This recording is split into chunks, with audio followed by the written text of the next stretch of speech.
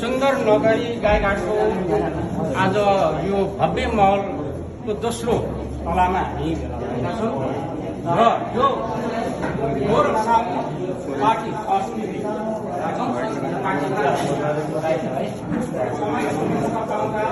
हामीलाई मलाई गौरव लागेको छ।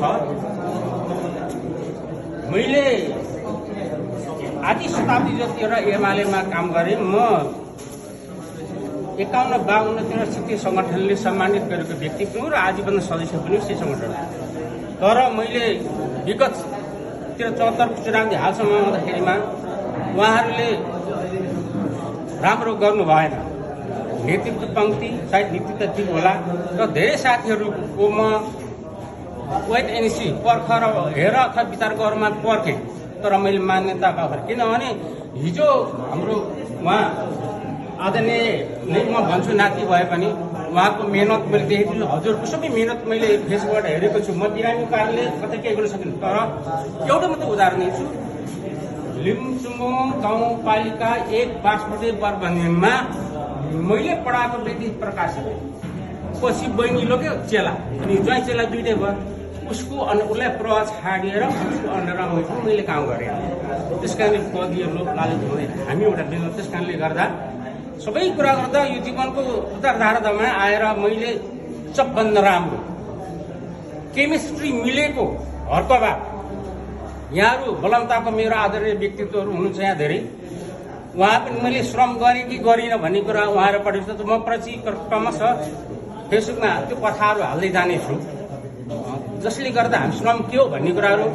र म एउटा सामान्य परिवारबाट आएको। हिजो म प्राविको स्थायी टिचर बाट मासीसम्म भयो।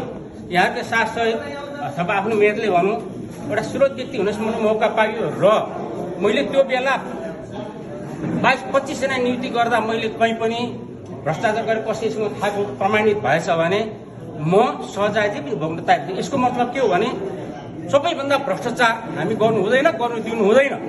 यो मान्यता मेरो बालकदेखि त्यो ठुलो पनि भएसम्म हो। राजनीतिमा बुवा प्रधान पञ्चपति सबै उठ्नु भएको थियो। राजनीतिलाई काकाहरूलाई हामी चुनाव हराउने व्यक्ति उहाँ हामी। त्यो सबले हराएको, मैले बाबुहरूलाई पनि हराएको। त्यसो भएको हुनाले छुटिएको 14 वर्ष पछाडि मात्रै मैले अवसर पाएँ। यो कथा व्यथा आफ्नो ठाउँमा छ। र जेसुकै भए पनि म अब छोटोमै भन्छु, हाम्रो मुलुकमा धेरै शासनहरू राजनीतिक फेरबदल भयो। तर आम जनताले पाउने लोकतन्त्र भनेको के हो, विकास के हो, कुना कन्दरा के हो, त्यो कुराहरूको अनुभूति गर्नु नसके होला सायद ठुलो दलहरूले यो गति बोक्नु परेको। अहिले रासपाले झन्डै 2-3 नै भन्नु पर्ला भएको छ। उहाँहरूलाई मेरो आज मेरो श्रम संस्कृति प्रवेश गरिरहँदा हार्दिक अनुरोध छ। हुन त म कहाँ उहाँहरू नआउनु भएको होइन, उहाँ नेपाल कम्युनिस्ट पार्टी पनि नआएको होइन, त्यस तत्कालीन समाजवादी नआएको पनि होइन, अनि माओवादीको वरिष्ठ नेताहरू पनि आउनुभएको। तर म भनिसकेँ, म एउटा श्रम गरेर गर्ने हुन प्रति उत्पादकमा म कहिले पनि जान्न।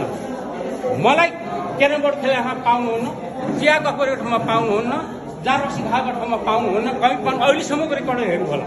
त्यसो भएको हुनाले सबभन्दा मैले अब काका अहिले तपाईँ कुन पार्टीमा हुनुहुन्थ्यो? अहिले हालसम्म चाहिँ के जिम्मेवारीमा हुनुहुन्छ? म त्यो बेला गतमा चाहिँ म यो लेखा समितिको एउटा सहकारमा थियो, त्यो मैले छोडिदिएको। त्यसो भएको हुनाले मार्क्सिजम हुन्छ भने, लेनिनिजम हुन्छ भने, माओइजम हुन्छ भने हर्कइजम किन नसक्ने सेम व्यक्ति हो। त्यसो भएको हुनाले अझ जे गर्छ, जे विकास हुन्छ, यो एउटा विचार हो, सिद्धान्त हो। हर्कलाई उसको ड्रेस फेस र उसको उसलाई गरेको होइन, त्यो बादलाई उसको चाहिँ एउटा देनलाई योगदानलाई गरेको। यसो भन्दै हामीले जे गर्नु छ एकताबद्ध भएर यो देशको माग फेर्नु छ। यति भन्दै यहाँ नमस्कार, धन्यवाद। जय माटो, जय देश, जय। मार्क्सिजम हुन्छ भने, लेनिनिजम हुन्छ भने, माओइजम हुन्छ भने हर्कइजम किन नसक्ने सेम व्यक्ति हो। त्यसो भएको हुनाले अझ जे गर्छ, जे विकास हुन्छ, यो एउटा विचार हो, सिद्धान्त हो।